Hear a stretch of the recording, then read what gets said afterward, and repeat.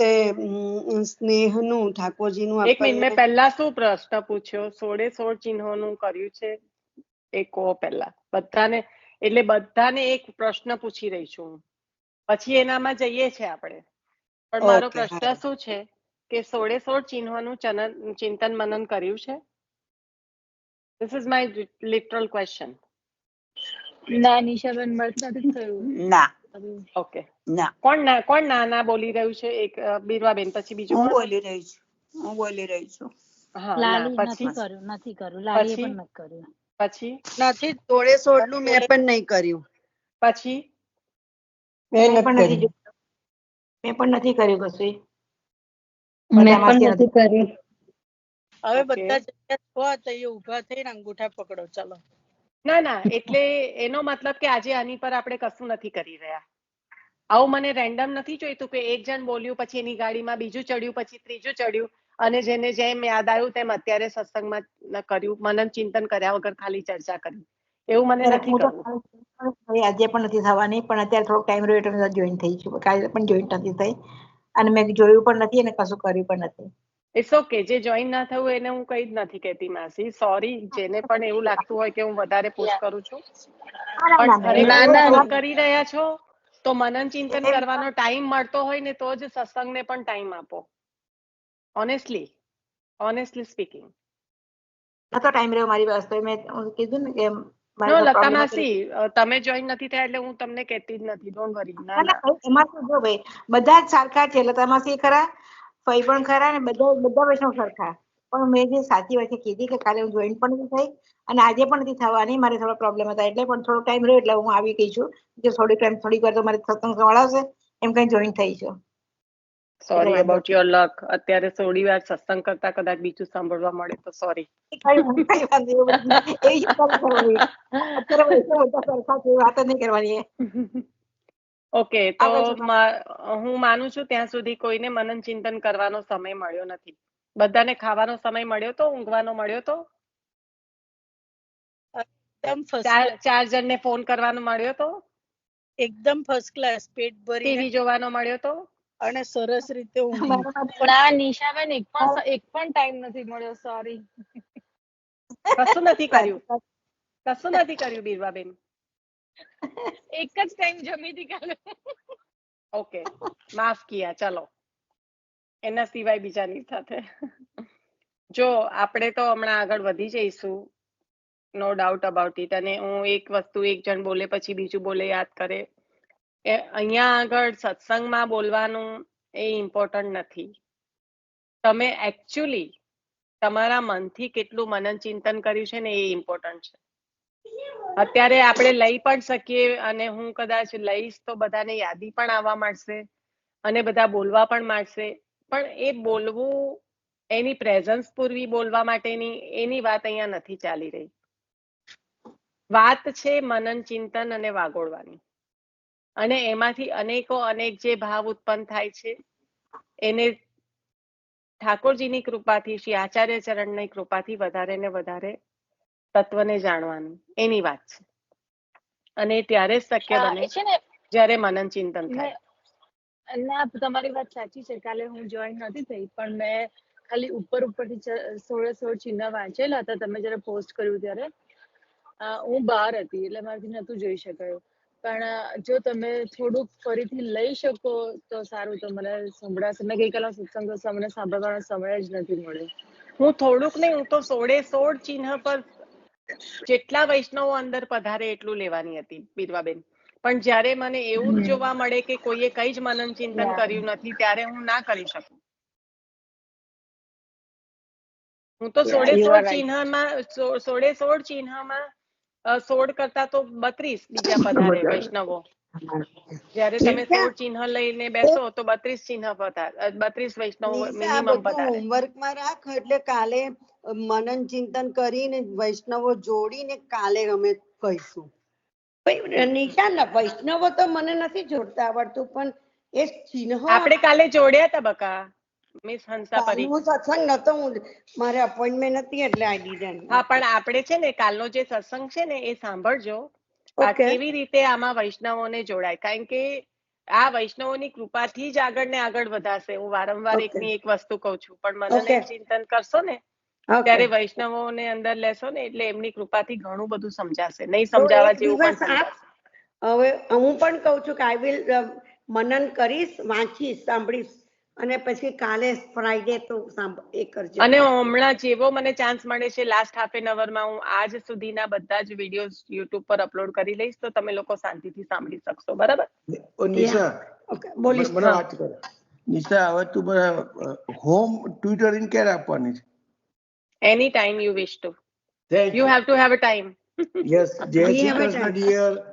નિશા, મારે તો જરૂર જ છે. ઓકે, મને તો છે ને સાંભળવાની બહુ મજા આવે, પણ મજા ના જોઈએ, આનંદ જોઈએ.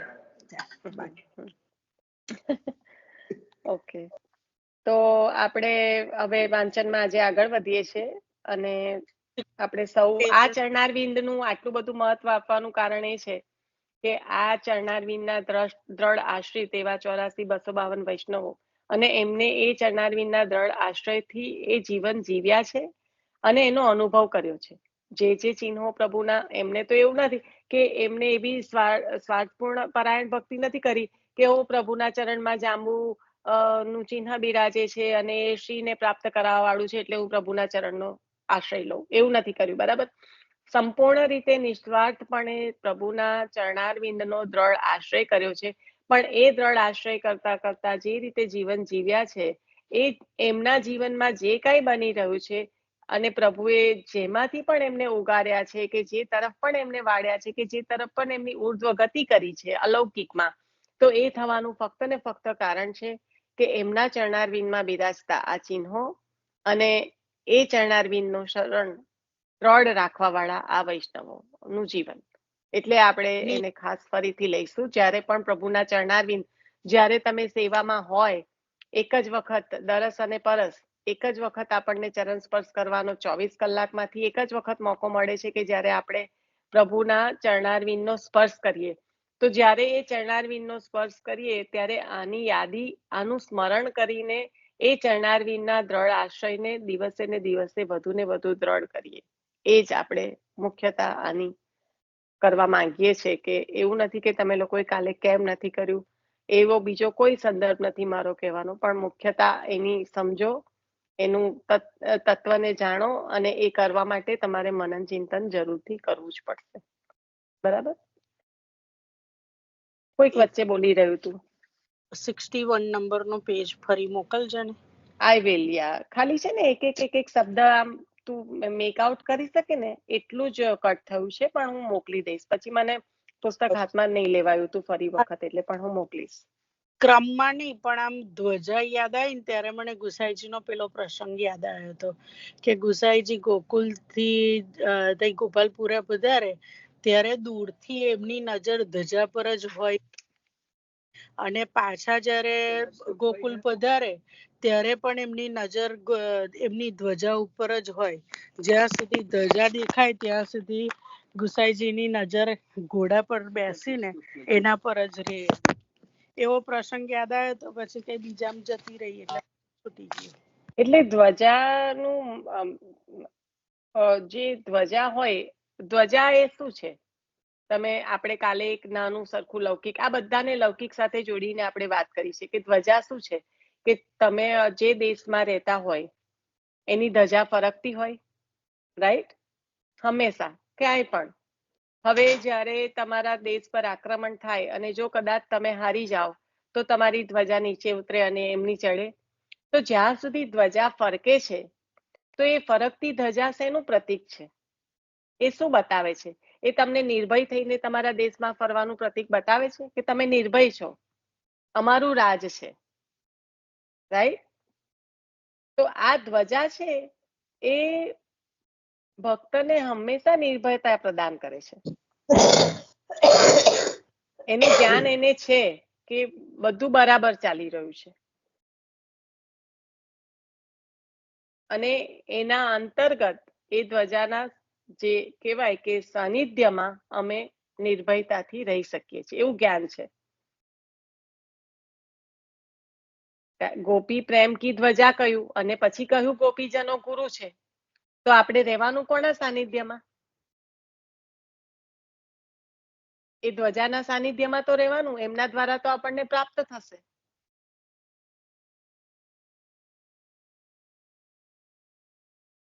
ગોપ્યાહ ગુરુ પ્રોક્તા ગોપી પ્રેમ કી ધ્વજા. જે ગોપીજનોએ સુખ આપ્યું છે એ જ સુખ તો આપણે આપવાનું છે પ્રભુને.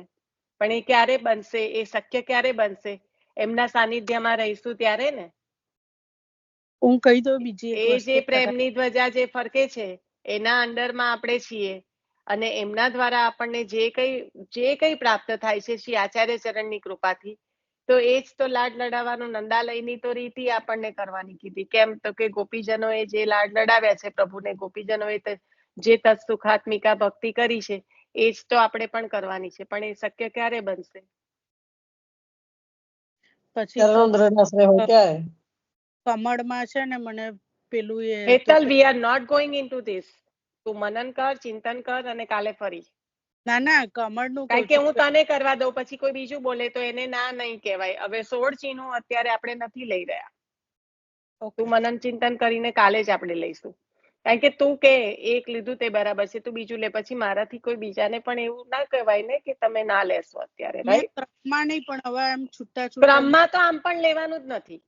છૂટા ગણીને 16 નું મનન કરીને ક્રમ ઇમ્પોર્ટન્ટ નથી. બધાને અત્યારે ફરી કહી દઉં, ક્રમ ઇમ્પોર્ટન્ટ નથી. દક્ષિણ ચરણમાં 9 બિરાજે છે, વામ ચરણમાં 7 બિરાજે છે, આ દક્ષિણમાં છે અને આ વામમાં છે, એવું પણ કરવાની જરૂર નથી. ફક્ત ને ફક્ત 16 ચિહ્નનું મનન ચિંતન. હેતલ, ક્રમ નથી લેવાનો. હા, એટલે ક્રમ વગર તું 16 કરી શકતી હોય તો તું અત્યારે જ લઈ લે.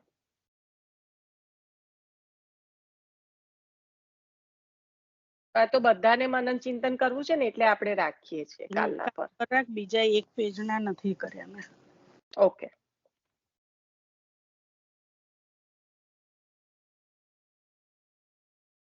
વાંચનમાં આગળ વધીએ છીએ. શ્રી વલ્લભાધીશ કી જય.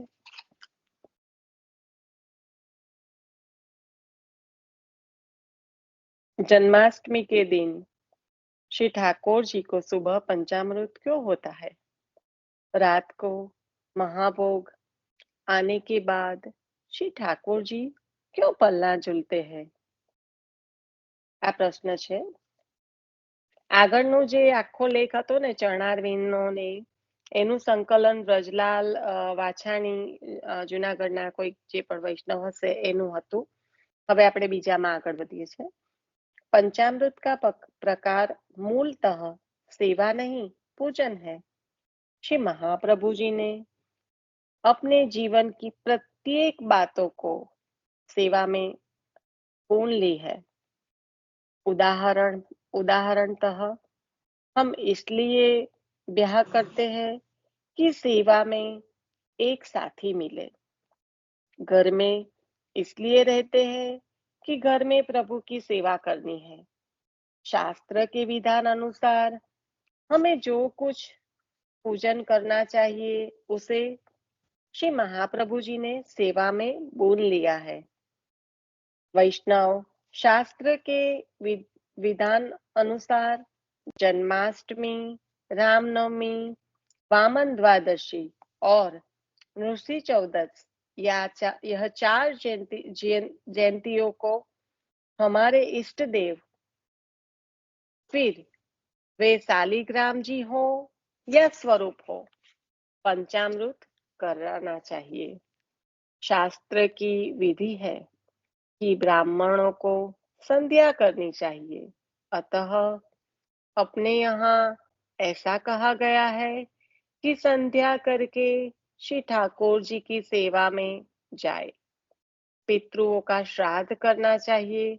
उसके बारे में सिद्धांत रहस्य की टीका में ऐसी स्पष्टता है कि श्राद्ध के लिए आवश्यक भोजन सामग्री सेवा में सिद्ध करके उसे श्री ठाकुर जी को आरोगा के उस प्रसाद से पितरों को भोजन कराना, श्राद्ध करना.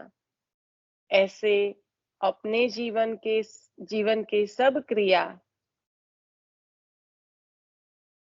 सब क्रियाकलापों को हमें ताने वाने की तरह भक्ति में बून लेने हैं, जिससे भक्ति और जीवन यह दो अलग अलग टुकड़े न रह जाए। तदनुसार शास्त्रीय पंचामृत की पद्धति को भी सेवा में भून ली। सेवा में पंचामृत को भून लिया, इसलिए उसका भक्तिमय भाव भी सोच लिया गया, जो भाव भावना के ग्रंथ में वर्णित है, परंतु असल में वह सेवा का अंग नहीं, वह शास्त्रीय पूजन प्रणाली है। અમૃત કા આચમન, અમૃતના આચમનનું બહુ શેર કરે છે વચનામૃત, જે લોકો વચનામૃતના ગ્રુપમાં હોય એમને ખ્યાલ હશે કે અમૃત કા આચમન ઘણી બધા એના લેખ શેર થતા હોય છે. મેં ક્યારેય વાંચન નથી કર્યું એનું, પણ જોયું છે કે અમૃત કા આચમન એવી રીતના લખાઈને આવે છે. તો અહીંયા આગળ આપણે જે આચાર્ય ચરણે આપણને કહેવાય, હમણાં ભાગવતજીમાં પણ આપણે લીધું હતું કે શાસ્ત્રનું એક શબ્દનું પણ ઊંચ નીચનું પણ ઉલ્લંઘન થયું નથી. આચાર્ય ચરણે શાસ્ત્રની મર્યાદા સંપૂર્ણ રીતે પાડી છે. ત્યાં આગળ જે વર્ણ વ્યવસ્થા એક બહુ ઊંચો અને ઊંડો ટોપિક છે, વધારે તો એમાં નહીં જઈએ, પણ જે વર્ણ વ્યવસ્થા છે અને એ વર્ણ વ્યવસ્થાના આધારે શાસ્ત્રમાં જે આજ્ઞાઓ થઈ છે જીવન જીવવાની, એ પ્રમાણે આચાર્ય ચરણે બધી જ આજ્ઞાઓ શાસ્ત્રોક્ત, સ્વયં શ્રી કૃષ્ણ હાસ્યરૂપ છે. આપના જ મુખારવિંદમાંથી વેદવાણી પ્રકટ થઈ છે. તો જે પણ શાસ્ત્રોક્ત છે એનું આપણે સંપૂર્ણપણે પાલન કર્યું છે. આપણે અષ્ટોત્તર નામમાં પણ એક નામ એમનું જે છે દર્શાવે છે કે આપે શાસ્ત્રને પૂર્ણ રીતે આજ્ઞાનું પાલન કર્યું છે. તો આ જે શાસ્ત્રોક્ત વિધિ છે એને ફક્ત ને ફક્ત એક જ છે કે એમને વણી લીધું છે આપની સેવામાં.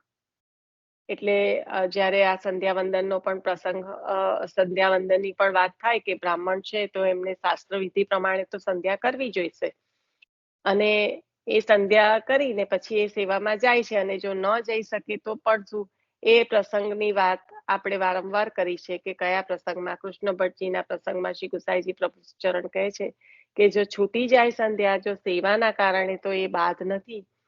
તો એમના ઋષેશ્વરો એટલે કે અમે એમની જગ્યાએ એમની સંધ્યા કરીએ છીએ, કારણ કે એ પણ આચાર્ય ચરણનો કુલ પણ બ્રાહ્મણ જ છે.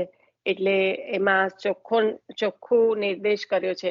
પણ એનો મતલબ એ નથી કે બ્રાહ્મણ સંધ્યા નહીં કરવી.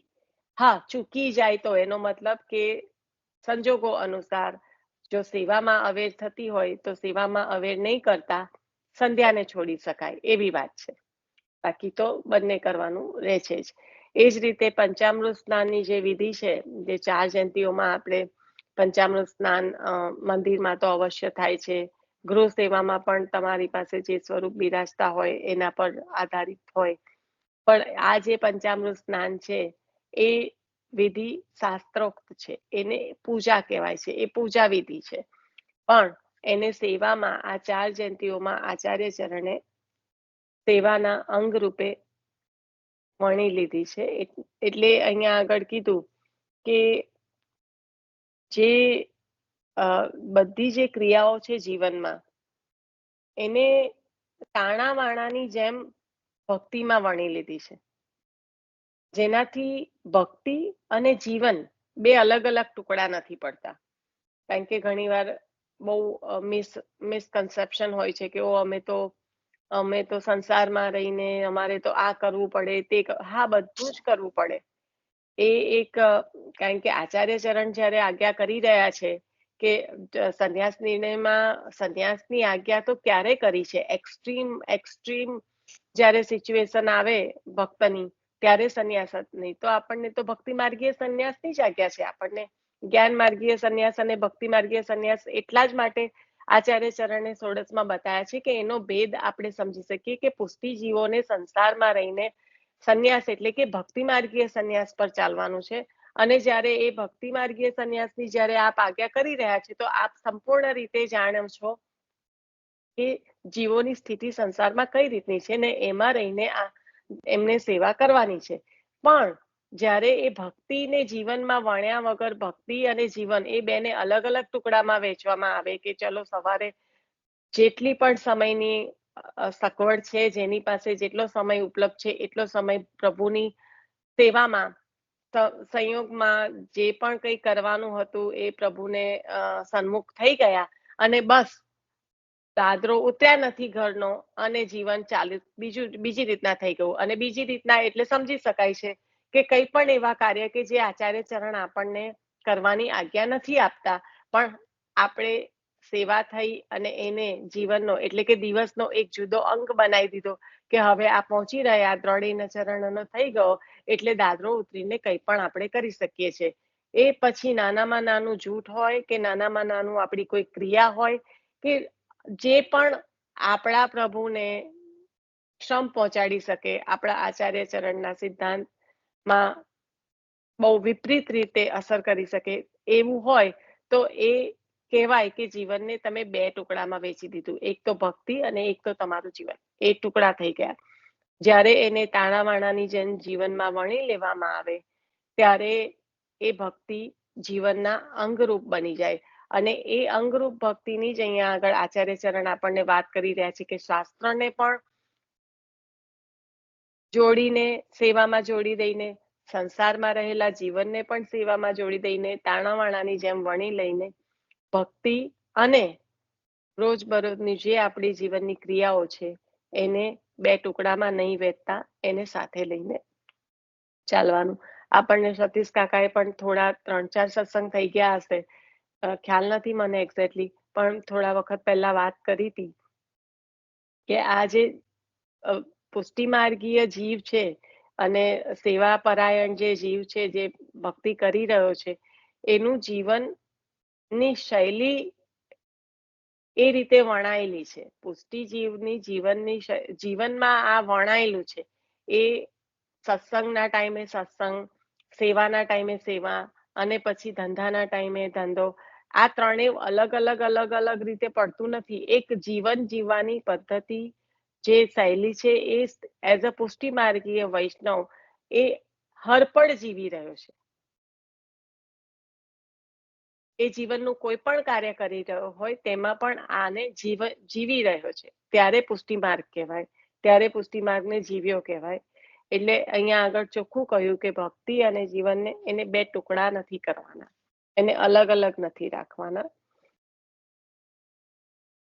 जन्माष्टमी के दिन सेवा का क्रम रात को क्यों है? क्योंकि जन्माष्टमी के दिन श्री ठाकुर जी का प्राकट्य रात को हुआ था. तब किसी को पता नहीं था.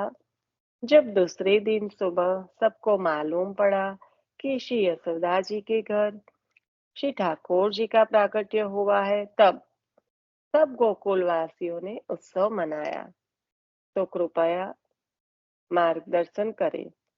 मेरी जानकारी के अनुसार जन्माष्टमी के दिन सेवा का क्रम जो रात का है वह स्वसेव्य में पूर्ण पुरुषोत्तम के प्राकट्य को दृढ़ करने का है, क्योंकि श्रीमद् भागवत स्कंद 10 अध्याय 3 श्लोक 1 से 8 8.5 1 से 8.5 प्रभु के जन्म के हैं, जो रात्रि को पूर्ण पुरुषोत्तम के प्राकट्य को समझाते हैं. इसलिए हम भी रात को प्राकट्य समय के ठीक पहले 3 बार बोलते हैं. લગભગ 11:40 જેવા શરૂ કરી દેવાના હોય તો 20 મિનિટમાં આ 3 વાર આ 8.5 શ્લોકનું ગાન થઈ જતું હોય છે. પ્રભુના જન્મના જે 10મા અધ્યાયમાં 10મા સ્કંદમાં 3જા અધ્યાયમાં આપેલા 8.5 જન્મ પ્રકરણમાં જે છે એની વાત કરી રહ્યા છે. यही श्लोक श्री ठाकुर जी को पुष्ट करते समय भी बोले जाते हैं. આજ બધી ક્રિયા જ્યારે ઠાકોરજીને પુષ્ટ કરાવીને આપે, હવે તો એવો ક્રમ નથી થતો, પણ ખરેખર જ્યારે ઠાકોરજીને પુષ્ટ કરે ત્યારે જન્મના 8.5 શ્લોક બોલાય અને પંચામૃત સ્નાન થાય. અને આઈ થિંક પહેલાના ક્રમ પ્રમાણે તો એવું છે કે પછી એ દિવસે ત્યાં વલ્લભને ત્યાં ઠાકોરજી પધારે અને પછી બીજા દિવસે વૈષ્ણવને પુષ્ટ કરીને આ રીતે પધરાવવામાં, વૈષ્ણવને माथे पधरावવામાં આવता હોય છે. यही श्लोक श्री ठाकुर जी को पुष्ट करते समय भी बोले जाते हैं. हमें श्लोक यह दृढ़ कराते हैं कि सामने जो विराजमान स्वरूप वही पूर्ण पुरुषोत्तम है जिसका वर्णन 10वें स्कंद में बताया गया है. इस कारण से रात को 3 बार बोलने के पश्चात तेरा खोल देते हैं. यह सोच के साथ कि यह वही स्वरूप है जो रात्रि को सारस्वत कल्प में मथुरा में प्रकट हुआ था, आज हमारे सामने प्रकट विराजमान है.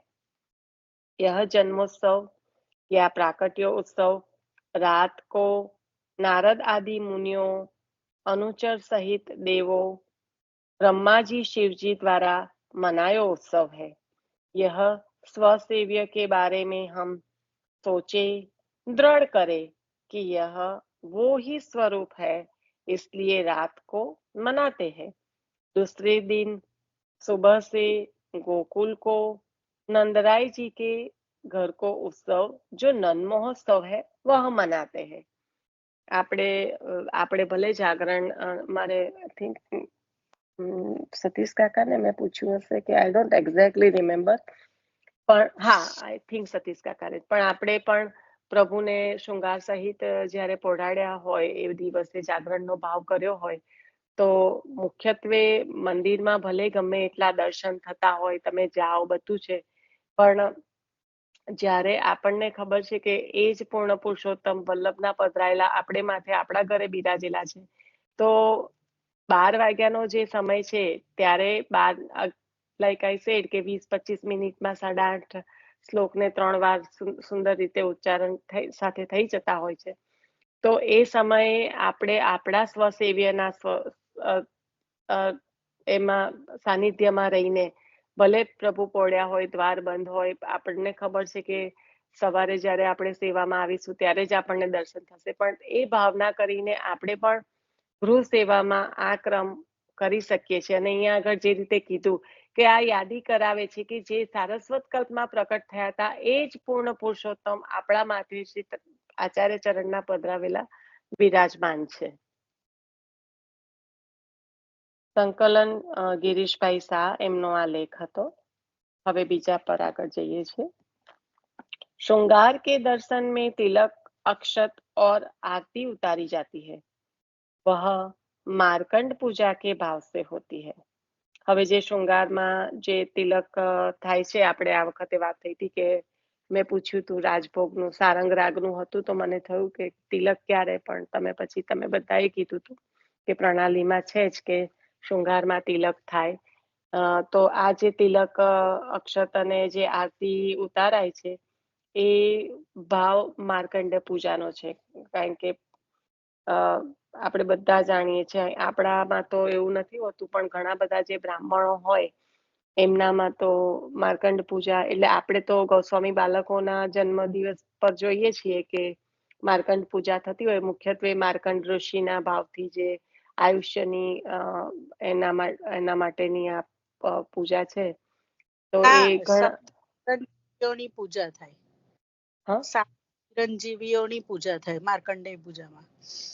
એટલે માર્કંડ ઋષિ હતા ને એમ? માર્કંડેય ઋષિ હતા, પણ સપ્ત જે 7 ચિરંજીવી જે અમર જે છે ને એમની પૂજા થાય એમાં. એ માર્કંડ એટલે એ માર્કંડ પૂજાના અંતર્ગત એ જ પૂજા થાય. પણ એવું કહેવા માંગુ છું કે આપણે નોર્મલ લોકોમાં જોયું નથી, પણ બ્રાહ્મણોમાં એ પૂજા થતી હોય છે. હા, વલ્લભકુળમાં થતી હોય. ના, વલ્લભકુળમાં નહીં, રેગ્યુલર બ્રાહ્મણ. હું તો દક્ષિણી બ્રાહ્મણ ને એની વાત કરું છું. એ લોકોમાં પણ આ પૂજા થતી હોય, એમના જન્મ દિવસ પર પણ એ લોકો કરતા હોય.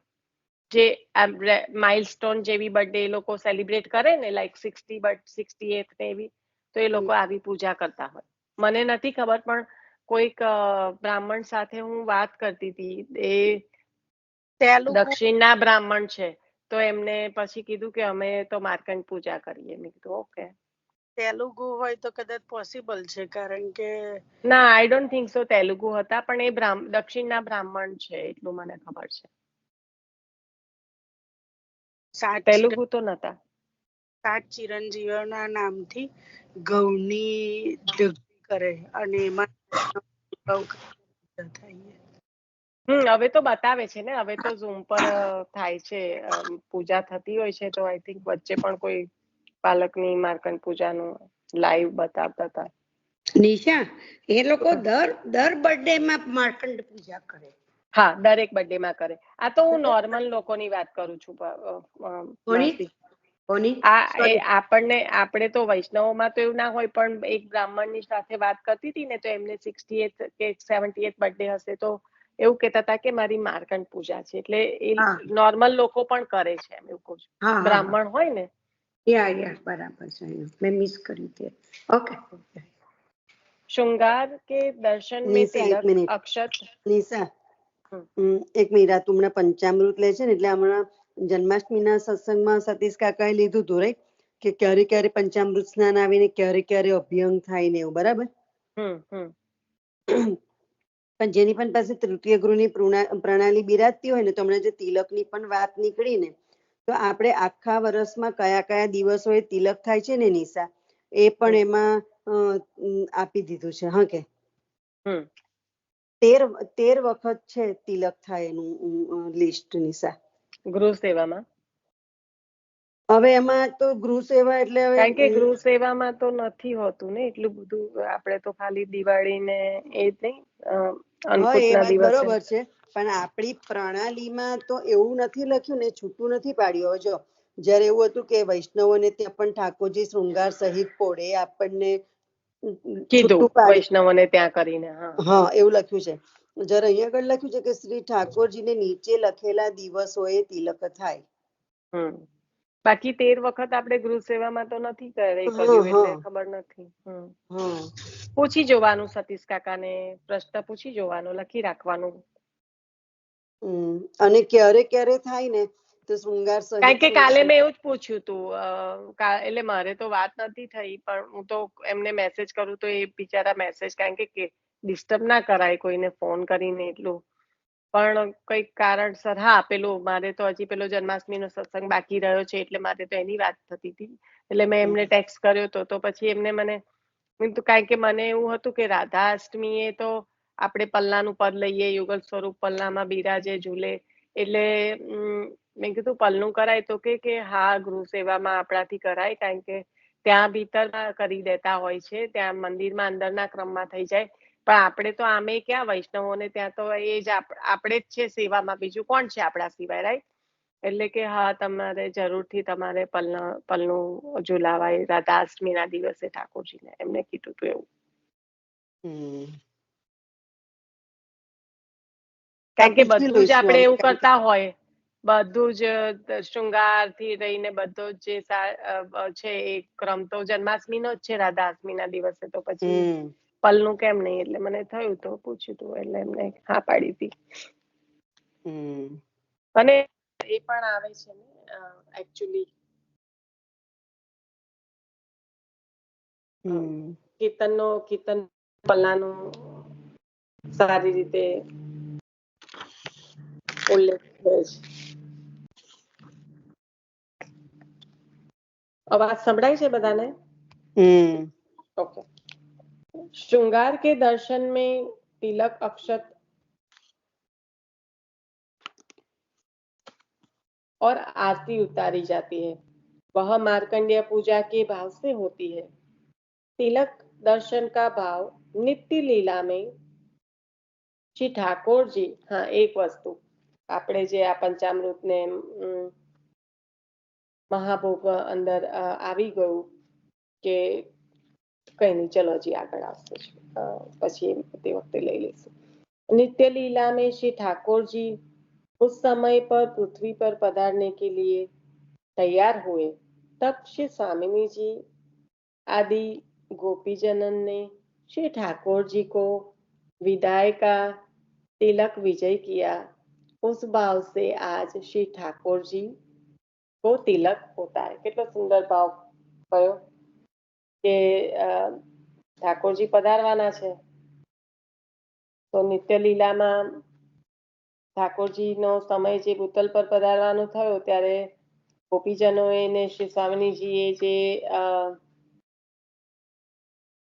એમને તિલક કર્યા એ ભાવથી तिलक થાય છે।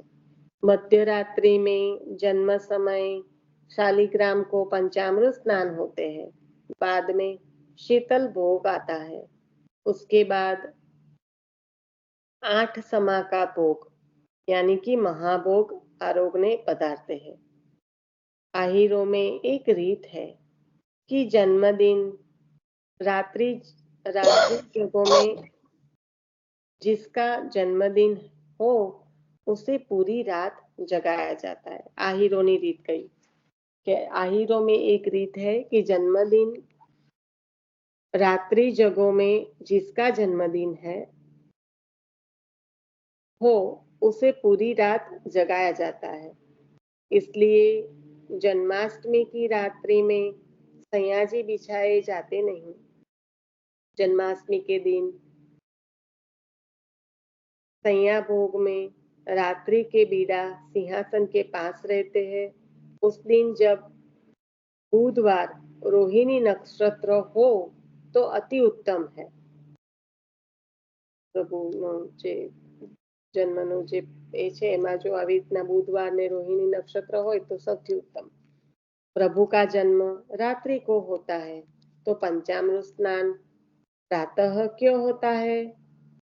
आज प्रभु को उनके जन्मदिन के महात्म्य स्वरूप यशोदोत्संग लालित स्वरूप के आधार रूप परब्रह्म श्री कृष्ण के रूप में पंचामृत स्नान कराया जाता है। रात्रि को प्रभु जन्म उपरांत तो श्री शालिग्राम जी को पंचामृत होता है। प्रभु जन्म के शुभ दिन फलाहार करना कैसे उचित है? ओके, आ बीजो प्रश्न आयो पण ए पहला आज आ बीजो एक प्रश्न लीधो ए फरीथी लई लઉં કારણ કે બહુ સુંદર રીતે આ બધા મને પણ હમણાં વચ્ચે એક વૈષ્ણવે પૂછેલું પણ प्रभु का जन्म रात्रि को होता है तो पंचामृत स्नान प्रातः क्यों होता है? आज प्रभु को उनके जन्मदिन के महात्म्य स्वरूप કારણ કે નિત્યમાં પ્રાકટ્ય છે પ્રભુનું એટલે આજ प्रभु को उनके जन्मदिन के महात्म्य स्वरूप यशोदोत्संग लालित स्वरूप के आधार रूप परब्रह्म श्री कृष्ण के रूप में पंचामृत स्नान कराया जाता है। परब्रह्म तो कृष्ण ही। रात्रि को प्रभु के जन्म उपरांत तो श्री शालिग्राम जी को पंचामृत होता है। એટલે રાત્રે જે પંચામૃત સ્નાન થાય એ શાલિગ્રામજીને જ થાય। વૈષ્ણવો જે ઇન્ડિયામાં દર્શન કરવા જતા હોય કારણ કે રાતે જયારે દર્શન થાય ઠાકોરજીના ત્યારે તો પ્રભુ ફૂલ શણગારમાં બિરાજેલા હોય 12 વાગે દર્શન થાય ત્યારે। હા એટલે જ હું આ પૂછું છું આ બધા જે દર્શન આ વખતે કરવા કર્યા હતા દર્શન બ્રજમાં શાલિગ્રામને થાય દર્શન શાલિગ્રામને થાય અને પ્રભુ તો પધારેલા જ હોય ઠાડા રાઈટ સવારમાં જે દર્શન થાય ને એ સ્નાનના દર્શનમાં પંચામૃત સ્નાન થાય પ્રભુના। કારણ કે મને છે ને મને પછી એક વૈષ્ણવે પ્રશ્ન પૂછ્યો તો પછી આ રીતના જ મને એવો ખ્યાલ છે કારણ કે પ્રભુનું પ્રાકટ્ય તો નિત્ય જ છે ને એટલે જે યશોદોત્સંગ લાલિત સ્વરૂપ છે તો અહીંયા આગળ બહુ સરસ રીતે કીધું કે આજ પ્રભુ को उनके जन्मदिन के महात्म्य स्वरूप કારણ કે જન્મદિનનું તો મહાત્મ્ય છે ને પ્રકટ થયા તો એના મહાત્મ્ય સ્વરૂપ यशोदोत्संग लालित स्वरूप के आधार रूप परब्रह्म श्री कृष्ण के रूप में पंचामृत स्नान कराया जाता है। रात्रि को प्रभु जन्म उपरांत तो श्री शालिग्राम जी को पंचामृत होता है। प्रभु जन्म के शुभ दिन फलाहार करना कैसे उचित है? साची बात है भाई। लेर करो मठड़ी गाठिया तो પછી फलाहार क्या? पुष्टि मार्ग में चारों जयंतियों, श्री कृष्ण जन्माष्टमी, श्री रामनवमी, श्री वामन द्वादशी व श्री नृसिंह जयंती के दिन फलाहार किया जाता है। इसका भाव यह है कि जब हम प्रभु के सन्मुख आए अथवा प्रभु हमारे घर पधारे तब एक तन मन से शुद्ध हो और आयुर्वेद में भी कहा जाता है कि उपवास अथवा फलाहार से तन व मन की शुद्धि होती है। કેટલું સુંદર હા એક જ મિનિટ બેન। એટલે આ 4 જયંતિઓ છે તો કે ફલાહાર તો એનો ભાવ મુખ્યત્વે કહ્યું કે પ્રભુ સન્મુખ થવાના છે તો હવે ત્યારે બધું આપણું તન મન શુદ્ધ હોવું જરૂરી છે ને આ રીતે જ્યારે ફલાહાર થાય ત્યારે જીવનમાં એ શુદ્ધિકરણ થાય એના ભાવથી અહીંયા આગળ ફલાહારની વાત કરે છે। હા હવે બોલો। હા તમે સ્નાનની વાત કરતા હતા તો જે સ્વરૂપાત્મક આપણે જે હવેલીઓમાં જે સ્નાન થાય એ છે કે ઠાળા જે આપણા ગોવર્ધનનાથજી છે જે મોટું સ્વરૂપ છે ગોવર્ધનનાથજી જે આપણા મોટું સ્વરૂપ હોય એ સ્વરૂપનું સ્નાન કેસર સ્નાન સ્નાન યાત્રાના દિવસે આપણને દર્શન થાય મંગળામાં। પછી છે લાલનનું સ્નાન જન્માષ્ટમીની સવારે અને દિવાળીના દિવસે સવારે બે દિવસ સવારના લાલનનું સ્નાન આપણને એના દર્શન થાય મંગળામાં। અને પછી બાકીના બધા દિવસે જ્યારે પણ સ્નાનના દર્શન હોય પંચામૃત સ્નાનના લાલનને જે 2 દિવસ દર્શન થાય છે પંચામૃત સ્નાનના એ દિવાળીના દિવસે અને જન્માષ્ટમીના દિવસે સવારના મંગળામાં બંને દિવસ પંચામૃત સ્નાનના દર્શન થાય। યાત્રાના દિવસે ગોવર્ધનનાથજીને કેસર સ્નાન થાય અને બધા દિવસ જે પણ આપણે બધા જે 4 જયંતી ગણી અને દેવ પ્રબોધિની એ બધા દિવસ શાલિગ્રામજીને સ્નાન થાય પંચામૃત સ્નાન થાય એટલે રાતના 12 વાગે બપોરના 12 વાગે જે આપણે રાજભોગ સમયે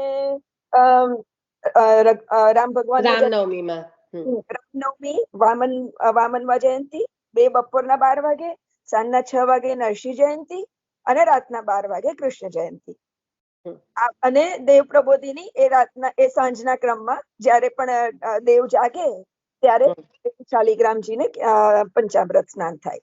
તો આ બધા સ્નાનના પ્રકારો આપણી હવેલીમાં હોય।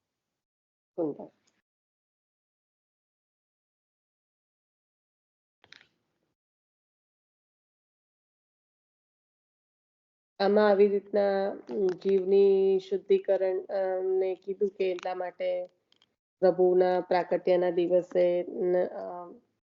બીજું કઈ નહીં લેતા ફલાહાર કરવાનો અને ફલાહાર ચોખ્ખું જ લખ્યું છે કોઈ જગ્યાએ આના ઢોસા ને મોરૈયો ને ઢેબરા ને ઢોકળા કશું લખ્યું નથી। ફલાહાર જ લખ્યું છે। માઇન્ડ ઇટ ફલાહારના નામ પર તો જાત જાતનું બધું બને ને જલસા પડી જાય બધાને એ દિવસે। નિશા પણ દવા બવા લેવાની હોય તો ખાવું જ પડે ને તું યાર તમારા જેવા વાંધો ના આવે। જો એક્સેપ્શન માટે કોઈ જગ્યાએ ના નથી પાડી પણ તમારું એવું કેવું છે કે આ બધા જે ખાઈ રહ્યા છે એ બધા દવાના લીધે કરી રહ્યા છે? ના હા હું એની વાત કરું છું। ઓકે રાઈટ કારણ કે દવા વાળા તો ઉલટાના બહુ ડિસિપ્લિન વાળા હશે કમ્પેર ટુ અમારા જેવા। તું તો વધારે અમારા કરતા સારી કરે છે।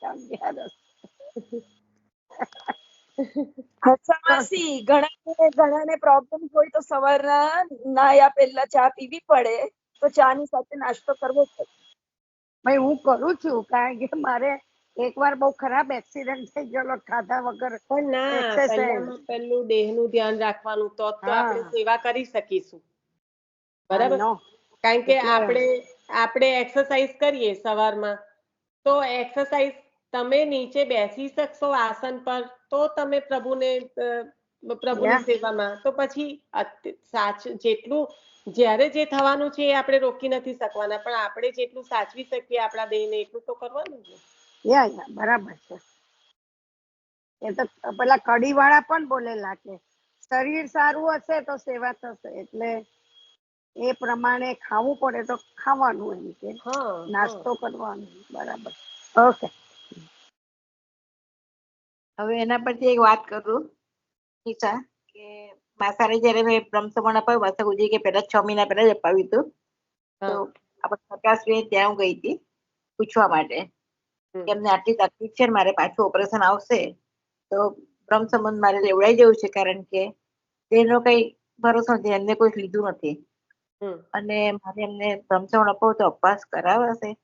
મને કે બેન સાચી વાત કહું, હવે અપવાસ કોઈનાથી નથી થતા, અમે પોતે પણ બધા અપવાસમાં અમે ફરાળ કરીએ છીએ, તમે ભાઈને દિવસમાં 3 વખત ફરાળ કરાવજો, પણ બ્રહ્મસમણ લેવડાવવાની જે તમારી ઈચ્છા છે બહુ સારું છે, અને બ્રહ્મસમણ લેવડાવી દો તો જીવ ખાલી હાથે ના જાય, કે તમારી વાત બહુ સાચી છે. એટલે હવે અમે પણ એવું કરીએ છીએ, કારણ કે મારે પોતાને પણ દવા લેવાની હોય છે, અમે કોઈ એવા નથી કરતા કે પેલા અમે એકલા પાણી ભરતા, પછી દૂધ પર રહેવા લાગ્યા, પછી ફળાહાર ફક્ત ફ્રૂટ લેતા હતા. હવે અમે અપવાસમાં લઈએ છીએ બધું, એટલે બેન તમે આવી રીતે જ કરાવજો, પણ કાલે સવારે પણ એમને દૂધ કે દવા લેતા હોય તો સવારે જયારે આવો બીજે દિવસે ત્યારે પણ દૂધ આપીને એમને દવા લેવડાવીને આવજો, એમને નહીં આવતા. હવે જીવને કે જેટલું બ્રહ્મસમણ લઈને જીવ ઠાકોરજી પાસે જાય એ જ જોવાનું, બીજું કશું નહીં જોવાનું આપણે. એ સરકારશ્રી મને આવી સલાહ. એટલે તો બાળક કયા છે, બાળકો સરળ છે, પણ એ સરળ બને ત્યારે આપણે એમના જ દોષ જોવા જઈએ. તકલીફ ત્યાં છે. આપણે જીવ સ્વભાવ દુષ્ટા, એને એ સરળ બાળક એટલે જ કે 80 વર્ષના હોય તો પણ આપણે એમને કહીએ છીએ કે બાળક, અમારા ગુરુદેવ આ બાળક છે, ભૂતલ પર બિરાજે છે, આપણે એમને બાળક, કારણ કે સરળ છે અને આપણે આપણા જેવા જીવોના માટે શ્રમ લઈને બિરાજે છે, ત્યારે આપણે એમના માથે ચડીને બોલીએ પાછા. એટલે આપણે તો કેવું, આ આચાર્ય ચરણે જે કીધું જીવા સ્વભાવ દુષ્ટા, એવી આપણી છે તકલીફ. બાકી એ તો સરળ જ છે, એમને એ એટલો શ્રમ લઈને આપણું, ખરેખર તો આપણું આ બધું કરે છે, એમાં એમને કેટલો શ્રમ પડે છે, એ બધું જ એમને કરવું પડે છે. આપણે જે પણ ના કરી શકીએ બ્રહ્મ સંબંધ, આપણે તો લઈને કોઈ દિવસ પૂછવાય નથી જતા કે હવે મારે શું આજ્ઞા છે. આપણે તો નવરા પણ નથી બ્રહ્મ સંબંધ લીધા પછી ગુરુના ચરણ સ્પર્શ કરવા, પણ એમ તે છતાં એ આપવા માટે તત્પર છે, ને એ જ કૃપા અને એ જ બાળકની સરળતા. એટલે ખરેખર બાળકો શ્રમ લઈને બધું જેટલું પણ જીવોને આપી શકાય એટલું તો આપે જ છે. અને તમે કીધું કેટલી બધી છૂટ પણ આપે છે ને, કે જે રીતની પરિસ્થિતિ હોય એ પ્રમાણે આપણને એ રાખે છે, રાઈટ?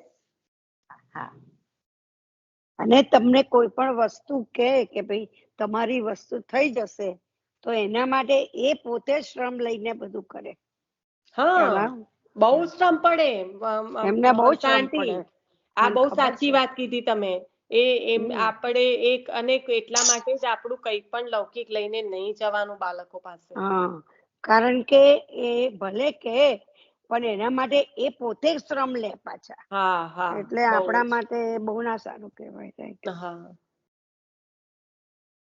બને ને તો ગુરુની સેવા કઈ ના થાય ને તો આને પણ ગુરુ સેવા સમજવી, કે આપણું લૌકિક આપણે એમની પાસે ના લઈ જઈએ. એટલી પણ એ પણ સેવા જ થઈ ગઈ આપણી, કારણ કે આપણે કરી શું શકીએ છીએ. એ તો સરળ છે, એ તો કે આપણે જો જરા કામ આપણને કઈ પણ થાય તો એમને, અને આપણે જો એમની પાસે પણ જઈએ તો તરત જ આપણને સોલ્યુશન તો કાઢી આપે જ.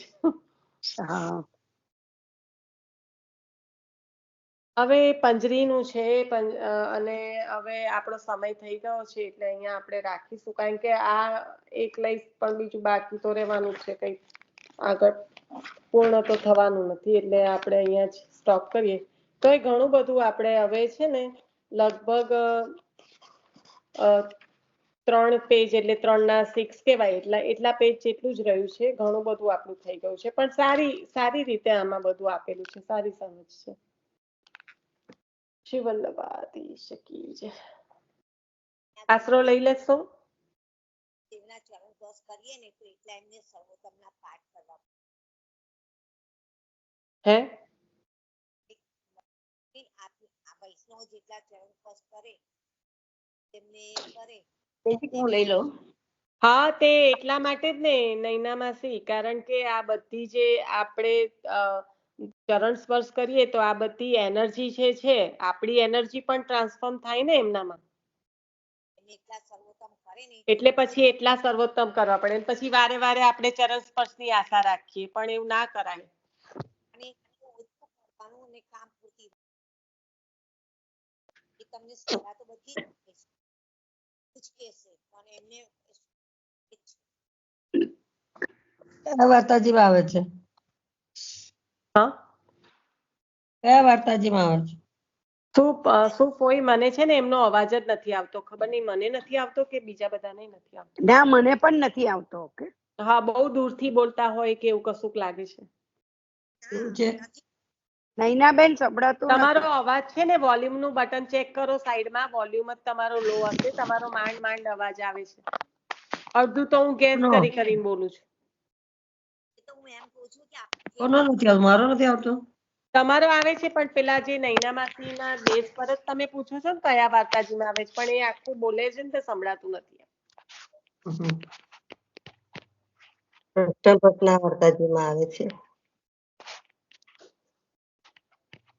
કૃષ્ણ ભટ્ટજીના વાર્તાજીમાં શું આવે છે? જે ચરણ સ્પર્શ નથી લેતા શ્રીજીના તે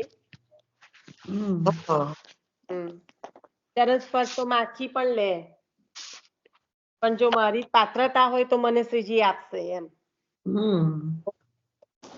આપણે તો એવું પાત્રતા વિચારવા જઈએ તો આવે જ ના માથા પર બાપા. પગ ધરી દીધો શ્રીજીએ. આપણે તો લઈ લેવા પડે, નહીં તો પાત્રતા તો ક્યારેય આવે જ ના. નિશા પછી તો માથા પર પગ ધરી દીધો શ્રીજીએ, એવું કીધું તાર તો. હા,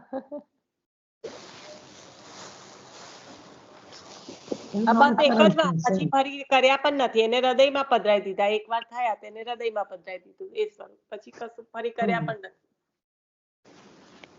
આપણે તો લાઈન અને લાઈનમાં ઉતાવળ અને પછી બાવા ચરણ સ્પર્શ આપ્યા. મારી સામે જોયું નાલા સામે જુએ એટલે દ્રષ્ટિનો દોષ, ચરણ સ્પર્શ કરો એટલે સ્પર્શનો દોષ, બધું ભેગું કરીને પાછું બાવાએ પાછું એનું નિરાકરણ કરવું પડે.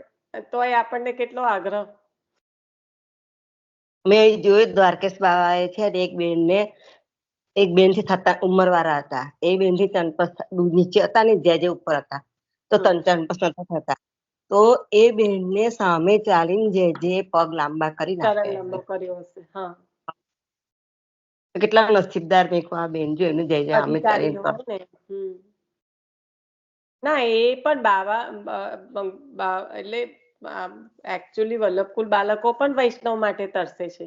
જે વૈષ્ણવ છે, અધિકારી છે. એમને એક વખત ચરણ સ્પર્શ ના આપે ને ત્યારે કે એમને પ્રસાદ લેવાનો અધિકાર નથી. આપણે કર્યા વગરનો અધિકાર નથી. આપણે ના કરીએ તો આપણને અધિકાર નથી પ્રસાદ લેવાનો. આ રીતનું છે. પણ છતાંય આપણે એમ થાય કે કરીએ, પણ આપણે ચરણ સ્પર્શ લઈએ છીએ કેવી રીતે તે કહેવાનું છે. ખરું તો એ જોવાનું. ચરણ સ્પર્શ એટલે શું, કેવી રીતે લેવા એ જોવાનું. કોને એટલે આપણે આ ભગવત મંડળીમાં એટલે તો આ બધું કરવાનું. ચરણ સ્પર્શ એટલે પ્રભુ વલ્લભકુળના બાળકોના ચરણના જે નખ છે ને, નખનો ચરણ સ્પર્શ કરવાનો. નખચંદ્ર, અંગૂઠા નખ અને ચામડીનો ભાગ આવે ને તો અહીંયા ચરણ સ્પર્શ કરવાનો. ડાબો જમણો, પેલો ડાબો, પછી જમણો, પછી ડાબો. ડાબો પાછો. એ શું એનો શું ભાવ હોય? નખ એટલે નખચંદ્રના ચરણ સ્પર્શ. નખચંદ્ર 10 નખચંદ્ર.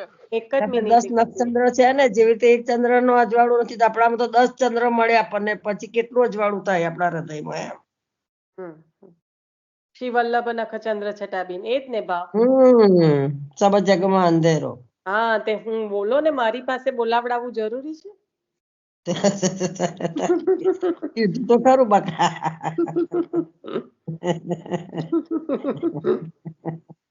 તારી જોડે બોલાવાનું વચ્ચે બોલાવ જરૂરી તાર? એ કહું તું કઈ બકા, આટલું તો બોલું છું. તમે કહી જ રહ્યા છો તો તમારી જોડે જ બોલાવવું પડે ને. હું કઈ આવી એમાં વચ્ચે? તમારું બધાનું વાંચન વધારે બકા એટલે તમને વધારે ખબર હોય. હું તો જાણું છું. બરાબર. હા, બોલ્યા ચતુરાબેન.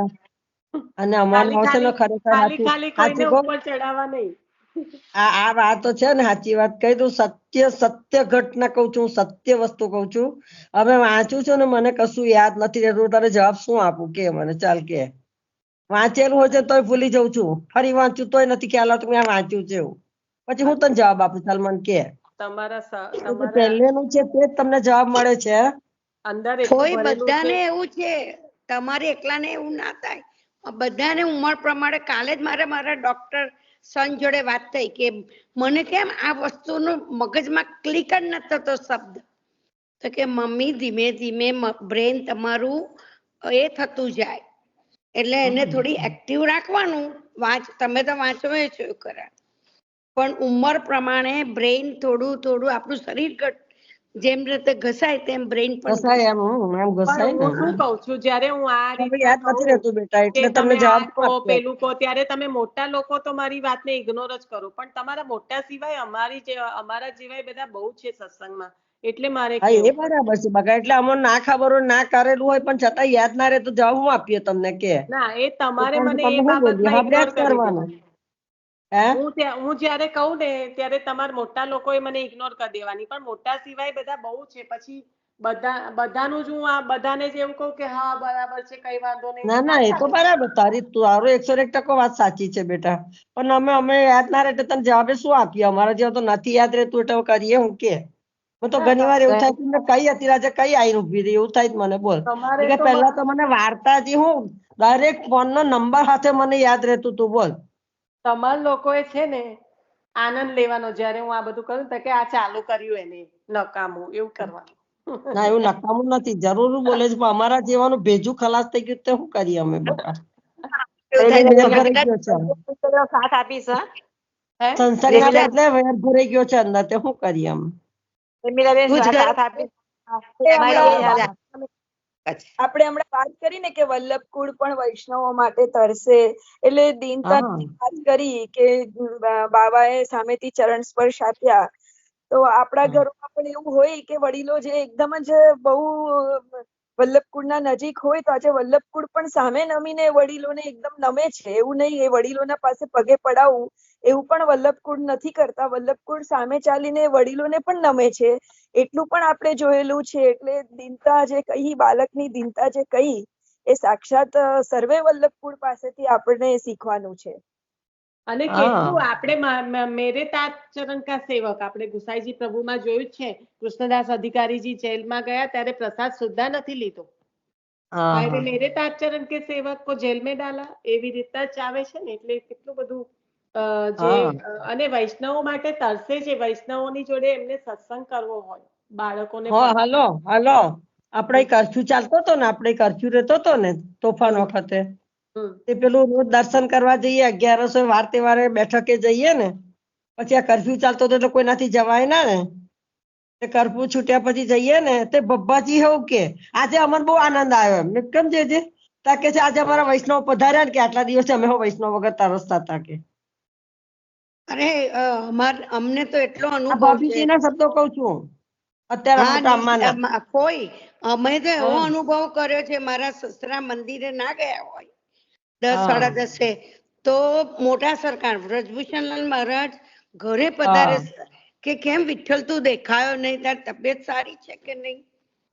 આત્મીયતા એટલી હતી, આત્મીયતા ખબર છે, જોડે જ હોય. બહુ જ હતી. મોટા સરકાર ને તમારા સસરા તો આત્મીયતા ખાસા બે જોડે જ હોય, જય જવાન તો પધારે જ જોડે.